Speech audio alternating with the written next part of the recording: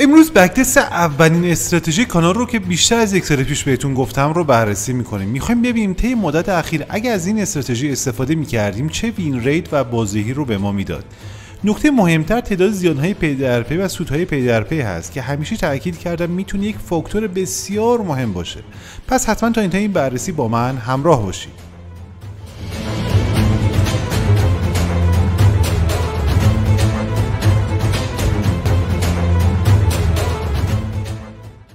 از امروز یک پلیلیست جدید رو به کانال اضافه می‌کنیم و اون هم بررسی استراتژی‌ها با استفاده از کدهایی است که با همکاری یکی از دوستان داریم می‌نویسیم. یعنی کاری که ما انجام میدیم به این شکل هستش: ما کدها رو میایم می‌نویسیم و میایم بک‌تست اون رو توی یک ماه اخیر، یک سال اخیر میایم بررسی می‌کنیم، توی تایم فریم‌های مختلف ببینیم چه بازدهی رو برای ما ایجاد می‌کنه اون استراتژی. همونطور که در جریان هستید من شروع کردم توی لایو بازار دارم استراتژی مختلف رو تست میکنیم. درسته این بخش هم من اضافه کردم، بخش کدنویسی و بک تست گیری رو هم به کانال اضافه کردم که یک پکیج کامل رو ما داشته باشیم. یعنی من توی لایو بازار میام استراتژیایی که گفته شده رو میایم بررسی میکنیم، ببینیم واقعا چه سودآوری رو برای ما دارن و میایم به بخش بک تست ها هم یک نگاهی میندازیم. برای مثلا اگه توی یک ماه اخیر ما با استفاده از این استراتژی که بهتون گفتیم ترید میزنیم چقدر میتونستیم سودآوری داشته باشیم. استراتژی که امروز بررسی میکنیم استراتژی ماشین پولسازی در فارکس و کریپتو هست و کدهای اون رو نوشتیم و میایم بررسی میکنیم ببینیم با استفاده از این استراتژی اگه ترید میزدیم چه سودهایی رو به دست می آوردیم. خب من قبل از هر چیزی یک اشاره کلی به اون استراتژی که خدمتتون عرض کردم داشته باشم و سریع بریم سراغ بک تست گیری استراتژی. من این اندیکاتورها رو از اول حذف کنم، یک بار دیگه اینا رو به چارت اضافه کنیم. اولین اندیکاتوری که به چارت اضافه میکنیم اندیکاتور QQE مود هست یا اسیلاتور QQE مود که توسط این شخص ایجاد شده.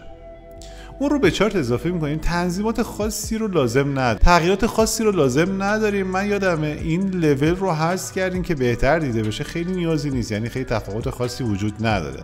هم تنظیمات دیفالت خودش میریم جلو. ما از این QQE مود چه استفاده میکردیم؟ موقعی که کندل ها یا هیستوگرامی که داریم آبی رنگ میشد برای ما به عنوان یک سیگنال بولیش برای بازار بود و موقعی قرمز رنگ میشدن به عنوان یک سیگنال بیریش برای ما عمل میکردن. یعنی ما میتونیم کار دیگه هم که انجام بدیم این هستش که بیایم قسمت های کم رنگ رو بیایم حذف کنیم، ولی من میخوام دقیقاً طبق اون استراتژی که خدمتتون عرض کردم جلو بریم. اندیکاتور دومی که به چارت اضافه میکنیم هال سویت هست که فکر میکنم 3-4 استراتژی دقیقاً بر اساس هال سویت من خدمتتون عرض کردم که توسط این سریکو ایجاد شد. اون رو به چارت اضافه میکنیم. دقیقاً همون تنظیماتی هم که خدمتتون عرض کرده بودم رو ایجاد میکنیم. یعنی این رو روی عدد لنگس رو روی عدد 60 قرار میدیم و لنگس مالتی پلیر رو روی عدد 3 قرار میدیم.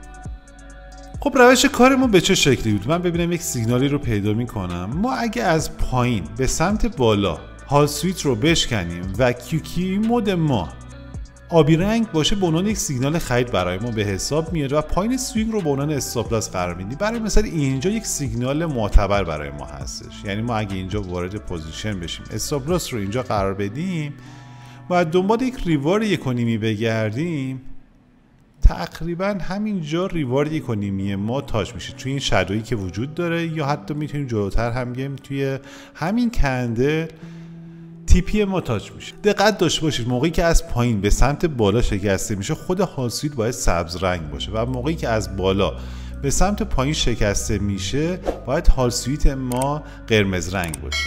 تایم فریمی که داریم بررسی می‌کنیم تایم فریم 5 دقیقه‌ای هست روی چارت طلا و میام روی چارت‌های مختلف این استراتژی رو بک تستش رو میگیریم. خب من استراتژی رو به چارت اضافه کردم و الان میریم تنظیمات مد نظر خودمون که توی استراتژی بهتون گفته بودم رو انجام میدیم، ببینیم چه وین ریت و چه بازدهی رو برای ما ایجاد میکنه. خب ما توی استراتژی که خدمتتون عرض کردم ما اومدیم گفتیم که باید ریسک به ریوارد ما 1.5 باشه و معمولا موقعی که ما داریم چه توی بازار فارکس و چه توی کریپتو داریم ترید میزنیم معمولا لورج های بالای 10 رو ما داریم و اینجا رو من میگم که 20% 25% از اکویتی که داریم رو ما درگیر کنیم توی ترید هامون. اگه دقت کنید اینجا 11 تا ترید انجام دادیم و از اون 11 تا 8 تاش با سود بسته شده و 3 تا با زیان بسته شده. طی یک ماه اخیر روی چارت طلا ما تونستیم 12% سود کنیم و ماکسیموم دراودانی که ما داشتیم 1.45 بوده، یعنی عدد بسیار جذابی هستش. مشاهده می‌فرمایید که وین ریت ما نزدیک 72% هست و ما اگه $1000 رو درگیر می‌کردیم تقریبا $124 میتونستیم سود داشته باشیم. یکی از مهمترین فاکتورهایی که من همیشه تاکید میکنم اون رو مد نظر قرار بدید، سودهای پی در پی و زیانهای پی در پی هست. 5 تا سود پی در پی و فقط 2 تا زیان پی در پی. یعنی این استراتژی روی چارت طلا به خوبی جواب میده. نکته مهمی که وجود داره، ما طی 28 روز کاری تقریبا این وین ریت رو و این بازدهی رو به دست آوردیم. خب اگه ما بیایم چارت رو 1 ساعته کنیم، بیایم یک بررسی داشته باشیم، مشاهده می‌فرمایید که تقریبا توی 1 سال اخیر ما 30 تا ترید با این روش انجام دادیم، 18 تا سود و 12 تا زیان و وین ریت 60% رو به ما داده. و همونطور که مشاهده می‌فرمایید تقریبا تونستیم 30% سود و دراودون 6% رو داشته باشیم که عدد خوبی هست. خب ما اگه بیایم یه تغییراتی توی خود تنظیماتی که داشتیم انجام بدیم، برای مثال بیایم مثلا ریسک به ریوارد رو برابر 2 قرار بدیم، وین ریت این استراتژی کاهش پیدا میکنه و بازدهی که داشتیم کاهش پیدا میکنه. شما باید خودتون، من چندین بار خدمتتون عرض کردم که شما باید خودتون بیاید اون استراتژی که دارید رو با استراتژیایی که من خدمتتون عرض میکنم تلفیق کنید و ببینید چه بازدهی رو برای شما ایجاد میکنه. همونطور که دیدید موقعی که 1.5 بود بازدهی و وین ریت ما خیلی بالاتر بود، یعنی ما 30% سود و وین ریت 60% رو داشتیم. حالا درسته موقعی که ریسک به ریوارد رو 1 به 1 کنیم ما وین ریتمون افزایش پیدا میکنه، ولی ریترنی که داریم همون کاهش پیدا، تقریبا نصف میشه. این خیلی بهتر هستش که با همون ریسک به ریوارد 1.5 ما بیایم روی چارت طلا اگه قرار است 1 ساعت ترید بزنیم از ریسک به ریوارد 1.5 استفاده کنیم. خب بریم روی چارت‌های دیگه هم یک بررسی داشته باشیم ببینیم این استراتژی به چه نحوی عمل میکنه. خب چارتی که بررسی میکنیم چارت سولانا هست توی تایم فریم 5 دقیقه‌ای و همونطور که میبینید 29% بازدهی برای ما داشته و ماکسیموم دراودان ما 21% هست. یعنی این روش خیلی روش جذابی روی سولانا نیستش. برای همین است من همیشه تاکید میکنم که موقعی یک استراتژی رو بهتون میگم خودتون برید توی بک تست بازار بررسی کنید، ببینید واقعا اون استراتژی اوکی هست یا نیستش و با روش خودتون تلفیق کنید.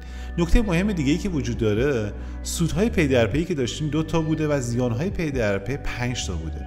پس برای من به شخصه هیچ وقت روی سولانا من نمیام با این استراتژی ترید بزنم. شاید خیلی از دوستان بگن که 30% بازدهی داشته ولی ماکسیموم دراودان ما خیلی زیاد هست، 21%.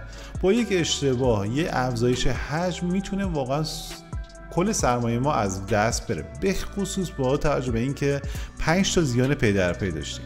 خب موقعی که چارت سولانا رو ما میایم به صورت 15 دقیقه میکنیم، بازدهی که داریم 103% هست و ماکسیموم دراودان ما 18%. ولی دقت کنید سودهای پی در پی 4 و زیانهای پی در پی 3 تاست، یعنی نسبت تقریبا برابر هستشون و وین ریتی که ما به دست آوریم یک وین ریت 54% هست. و هنوز هم تاکید میکنم من با این استراتژی روی سولانا نمیام ترید بزنم. خب بریم روی چارت‌های دیگه هم یک بررسی داشته باشیم ببینیم این استراتژی چه وین ریت و چه عملکردی رو برای ما خواهد داشت. چارت USDJPY توی تایم فریم 5 دقیقه رو یک بررسی داشته باشیم. توی تایم فریم 5 دقیقه وین ریتی که به ما میده یک وین ریت 47% هست و ریترنی که داریم یک وین ریت تقریبا 7% و دراودان ما 2.5 هست. بیشترین ماکسیموم دراودان ما 2.5 هستش.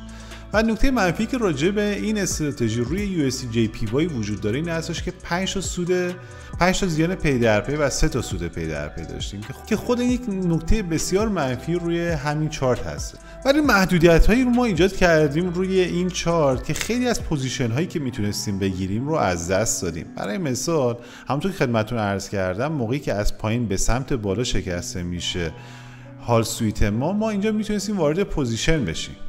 یعنی اینجا میتونست یک وین ریت بسیار خوب و بازدهی خوبی رو به ما بده. یا بقیه جا هم برای مثلا همینجا رو هم اگه بخوایم بررسی کنیم همینجا هم میتونست به عنوان یک فاکتور بسیار خوب برای ما عمل کنه، ولی ما یک سری محدودیت ها رو قرار دادیم که میشه گفتش که باعث شده که وین ریت و سودآوری این استراتژی تا حدودی کاهش پیدا کنه. خب این استراتژی رو روی سهام اپل هم یک نگاه بندازیم. توی تایم فریم 1 ساعته دقت داشته باش، موقعی که روی سهام داری ترید میزنید خیلی به نظر من تایم فریم پایین معنی خاصی نداره و اون اسپرد و کمیسیونی که وجود داره باعث میشه که شما واقعا سود خاصی رو نداشته باشید. یعنی حداقل تایمی که باید ترید کنید به نظر من باید 1 ساعته باشه.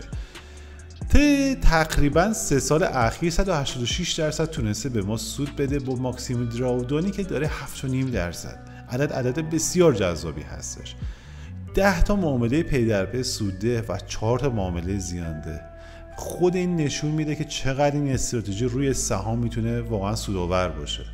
وین ریتی هم که ما داشتیم یک وین ریت تقریبا 68% هستش که عدد بسیار جذابی هست. خب من تایم فریم رو 15 دقیقه‌ای کردم و همونطور که میبینید توی گپ های قیمتی که ایجاد میشه هر روز، این استراتژی واقعا نمیتونه یک استراتژی موفق باشه برای ما. یک بازه 13% توی 9 ماه اخیر برای ما ایجاد کرده که همونطور که خدمتتون عرض کردم توی تایم فریم پایینتر واقعا نباید روی سهام ترید زد. پس به طور کلی این استراتژی رو شما باید خودتون بیاید برای خودتون شخصی سازی کنید، روی چارت‌های مختلف بررسی کنید، خودتون بک تست بگیرید، با استراتژی خودتون تلفیق کنید و ببینید میتونه برای شما سودآور باشه یا نه. همونطور که دیدید روی طلا به خوبی جواب میده و روی سهام هم به نظر من خیلی خوب جواب میده. ولی شما باید هر استراتژی که بهتون گفته میشه خودتون بیاید شخصی سازی کنید، بررسی کنید و ببینید چقدر میتونه برای شما سودآور باشه.